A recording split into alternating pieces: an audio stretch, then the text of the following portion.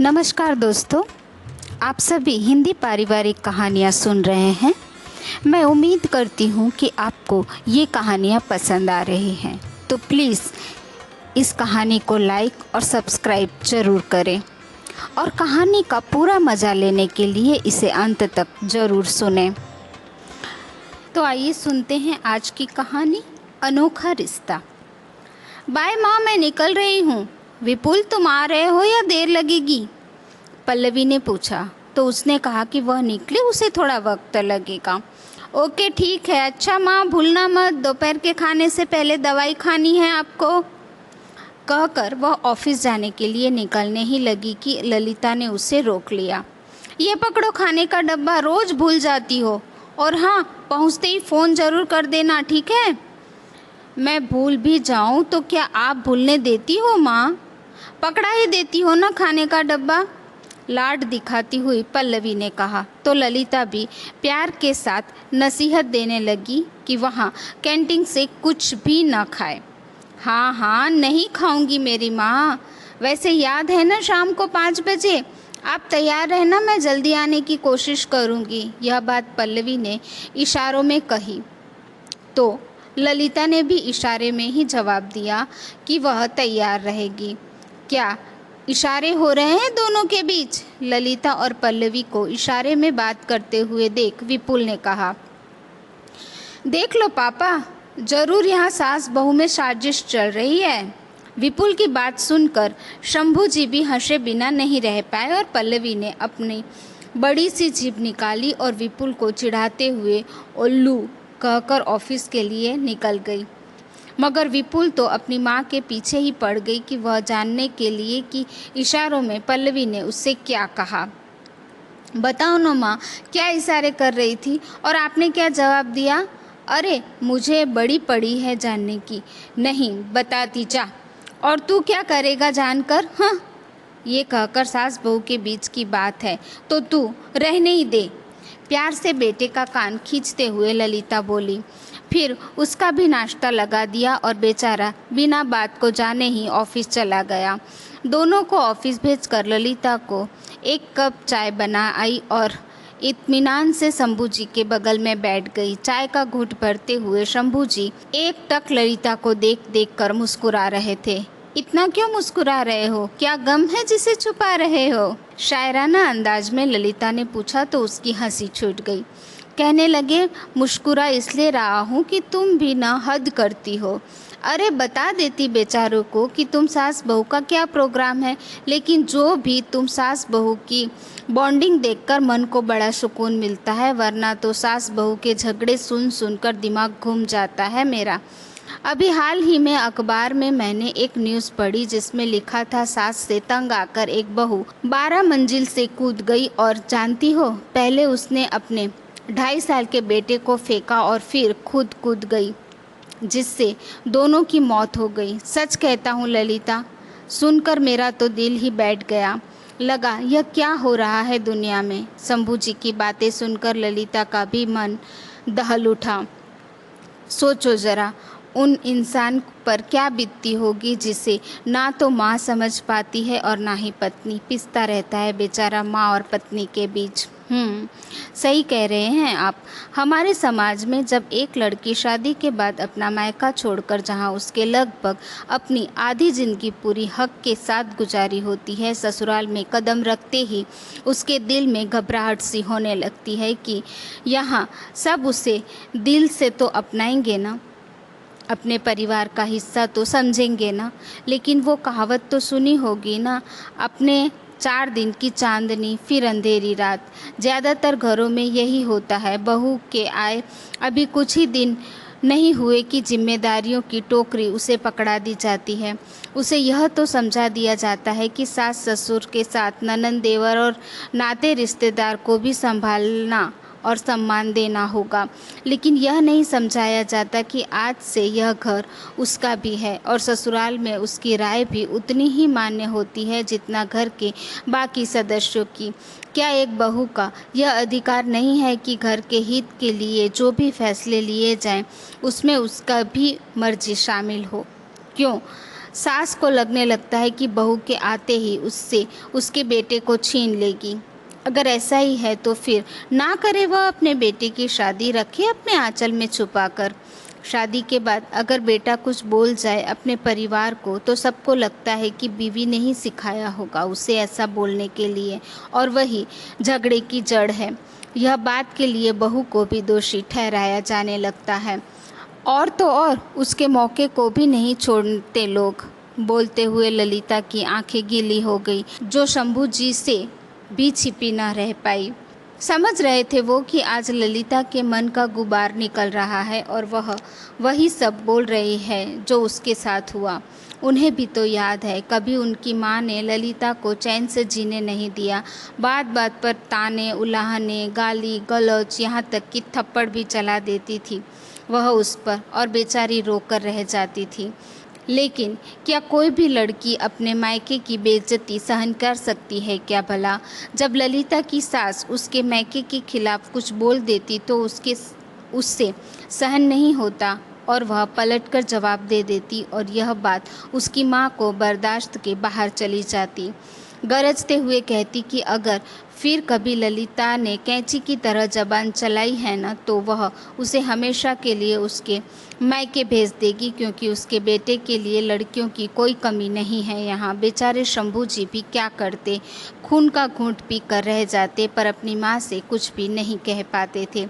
अगर कुछ बोलते तो जोरू का गुलाम कहलाते, और पहले के ज़माने में कहाँ बेटे का इतना हक होता था कि वह पत्नी की तरफदारी में कुछ बोल सके।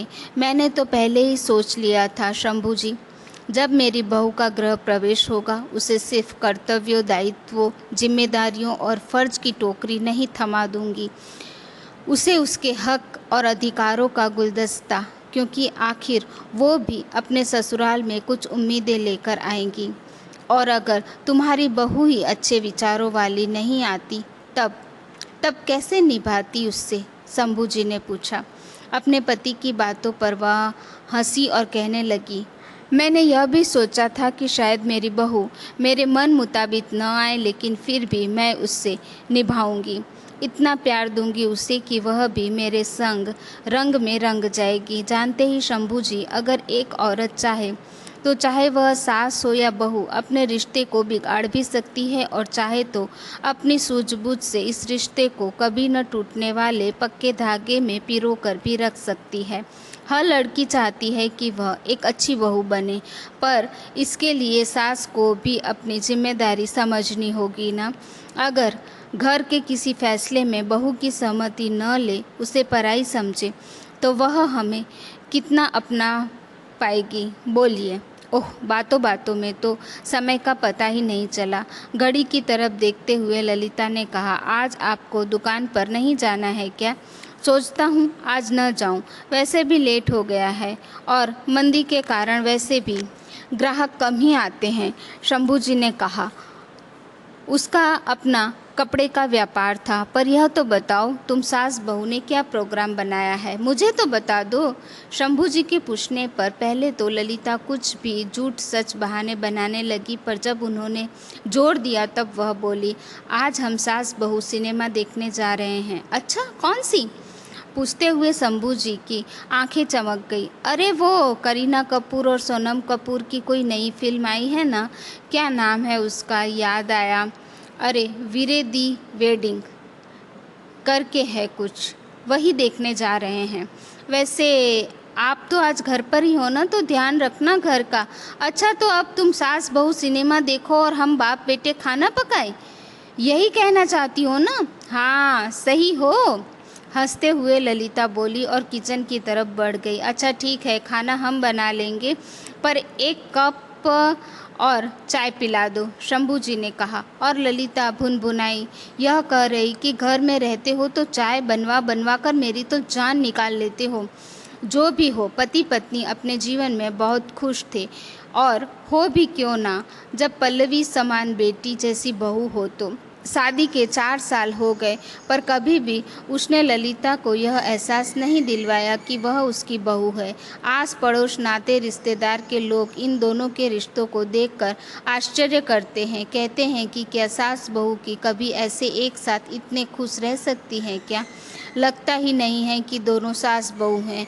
ये कैसा अनोखा रिश्ता है इनका। तो ललिता कहती कि वे सास बहू नहीं बल्कि सहेलियां हैं। पल्लवी एक मल्टीनेशनल कंपनी में अच्छे पैकेज पर नौकरी कर रही थी और वहीं उनकी मुलाकात विपुल से हुई, जो जान पहचान के बाद दोस्ती और फिर प्यार में बदल गई। 2 साल तक बेरोक टोक उनका प्यार निर्विघ्न चलता रहा और फिर दोनों परिवार की सहमति से विवाह के बंधन में बंध गए। वैसे तो बचपन से ही पल्लवी को सास नाम के प्राणी से डर लगता था, क्योंकि उसके जहन में एक हौवा सा बैठ गया था कि सास और बहू में कभी नहीं पड़ती, क्योंकि अपने घर में भी तो उसने आए दिन अपनी माँ और दादी को लड़ते झगड़ते ही देखा था। ज्यों-ज्यों वह बढ़ती गई, दादी और माँ में लड़ाइयाँ भी बढ़ती चली गई। याद है उसे जब उसकी माँ दादी में झगड़ा होता और उसके पापा किसी एक की तरफ से बोलते तो दूसरे का मुंह फूल जाता। हालत ये हो गई कि फिर उन्होंने बोलना ही छोड़ दिया। फिर जब भी दोनों में झगड़ा होता, पल्लवी के पापा घर से बाहर निकल जाते। दया आती उसे अपने पापा पर कि बेचारे ना तो पत्नी की तरफ से बोल सकते हैं और ना ही अपनी माँ की तरफ से। पीस रहे थे वे दोनों के बीच में। नाते रिश्तेदारों और आस पड़ोस में भी तो आए दिन सास बहू के झगड़े चलते सुनाई देते थे। वह घबरा सी जाती थी। याद है उसे जब पड़ोस की शकुंतला चाची की बहू ने अपने शरीर का पर केरोसिन छिड़क लिया था और आग भी लगा ली थी, तब यह बात सुनकर पल्लवी की रूह कांप उठी थी। वैसे हल्ला तो यही हुआ था कि उसकी सास ने ही उसे जलाकर मार डाला है, मगर कोई सबूत न मिलने के कारण वह कुछ भी सजा पाने से बच गई थी।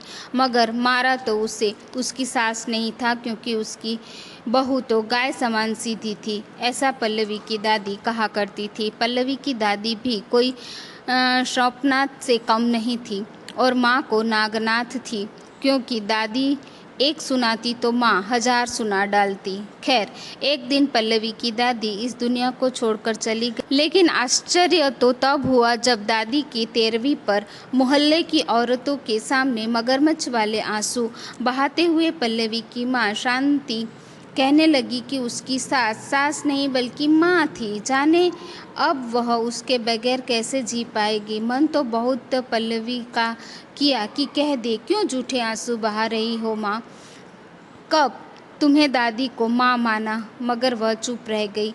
खुद में ही सोचने लगी कि बस नाम ही शांति है उसकी माँ का, काम तो सारे अशांति वाले ही करती है। सास बहू के झगड़े सुन देखकर पल्लवी का तो शादी पर से विश्वास ही उठ गया था। जब भी उसकी शादी की बात चलती वह सिहर सी जाती, सोचती जाने कैसा ससुराल मिलेगा, कहीं उसकी भी सास शकुंतला चाची जैसी निकली या कहीं उसने भी उसकी माँ के गुण आ गए तो। ऐसे कई सवाल उसके मन में उसे डराते रहते। उसके मन का डर उसने विपुल को भी बताया, जिसे सुन उसकी हंसी रुक नहीं पाई। किसी तरह अपनी हंसी को रोककर वह कहने लगा कि हाँ, मेरी माँ सच में ललिता पवार है, सोच लो अब भी समय है, ऐसा कहकर तुम्हें बाद में पछताना ना पड़े।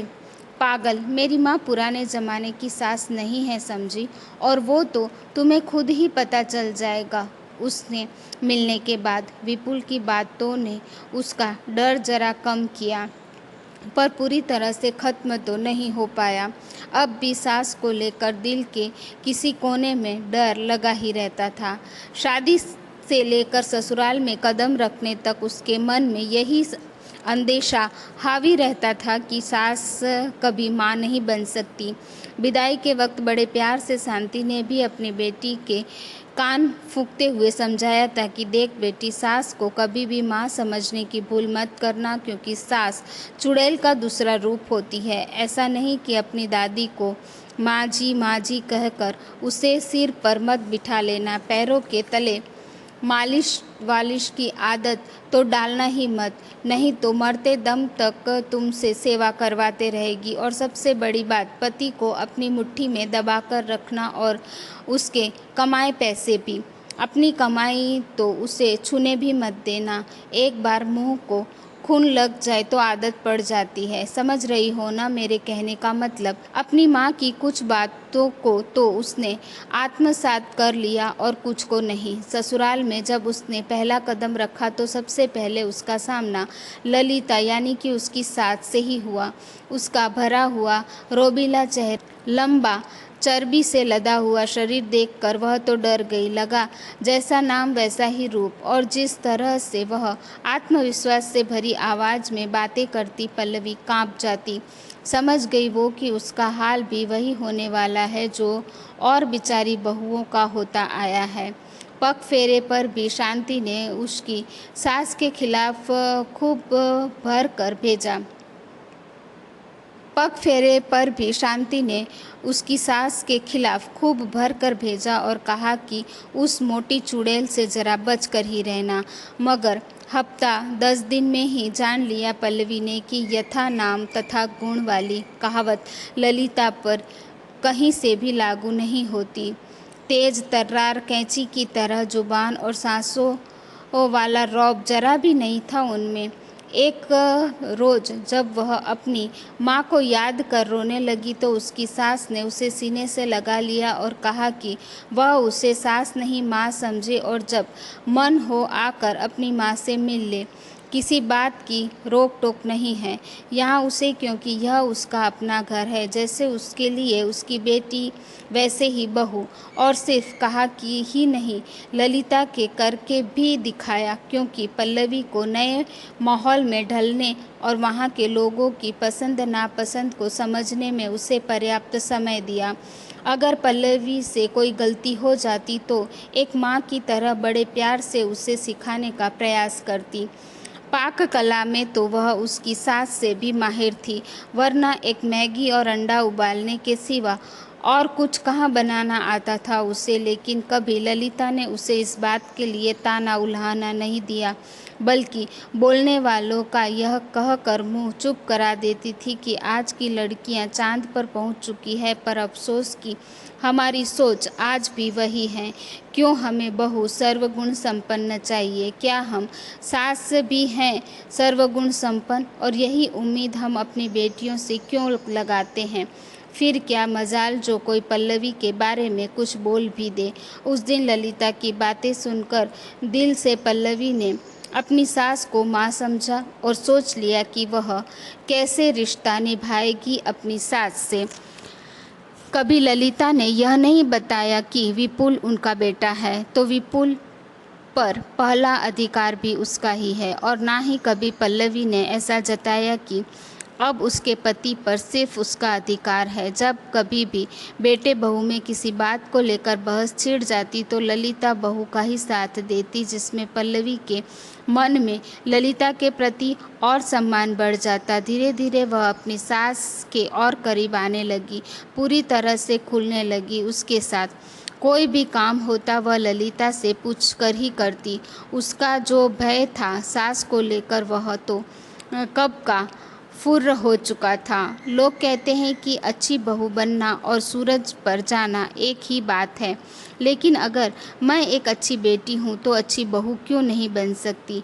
माँ दादी को मैंने हमेशा लड़ते झगड़ते देखा, लेकिन गलती सिर्फ दादी की ही नहीं होती थी। माँ चाहती तो सास बहू के रिश्ते को संवार भी सकती थी, पर उन्होंने और बिगाड़ा रिश्ते को। मुझे भी उन्होंने वही सब सिखाया सास के प्रति, पर मैं उनकी एक बात भी नहीं सुनी, क्योंकि मैं जानती थी कि सामने वाले मुझे वही देंगे जो मैं उन्हें दूंगी, और ताली कभी भी एक हाथ से नहीं बजती। शादी के बाद एक लड़की का रिश्ता सिर्फ अपने पति से ही नहीं जुड़ता, बल्कि ससुराल के बाकी सदस्यों से भी खास रिश्ता बन जाता है। यह बात क्यों नहीं समझती लड़कियां? अगर अपने घर का माहौल हमेशा अच्छा और खुशी भरा रहता तो मुझे अपनी माँ की बातें भूलनी होगी, और सिर्फ पति पत्नी में ही सात वचन क्यों, सास बहू भी क्यों न कुछ वचनों से बंध जाए ताकि जीवन सुखमय बीत सके। अपने आप में ही वह कहने लगती। उसी दिन ठान लिया पल्लवी ने कि वह सास बहू भी कुछ वचनों में बंधेंगी और अपने रिश्तों को एक नया नाम देगी, अनोखा रिश्ता। अब पल्लवी अपनी सास की हर पसंद नापसंद को जानने समझने लगी। चाहे शॉपिंग पर जाना हो, फिल्म देखने जाना हो या घर पर बैठकर सास बहू सीरियल देखना हो, दोनों साथ में ही करती। खूब मज़े लेती दोनों ज़िंदगी का। अब तो पल्लवी ने ललिता को व्हाट्सएप, फेसबुक, लैपटॉप, यहाँ तक कि कार चलाना भी सिखा दिया था। सबके ऑफिस जाने के बाद ललिता घर में बोर न हो जाए इसके लिए ज़बरदस्ती उसे किटी भी ज्वाइन करवा दी थी। शुरू में तो ललिता को अजीब लग रहा था, पर उसे धीरे धीरे मज़ा आने लगा जब वह भी अपने बहू के साथ जाकर और औरतों की तरह स्टाइलिश कपड़े खरीद लाती। वज़न भी उसके अपना बहुत कम कर लिया था। आखिर दोनों सास बहुएं रोज़ वॉक पर जाती थी। अपने हल्के शरीर को देख कितना खुश हो जाती ललिता और उसका सारा श्रेय देती वह अपनी बहू को,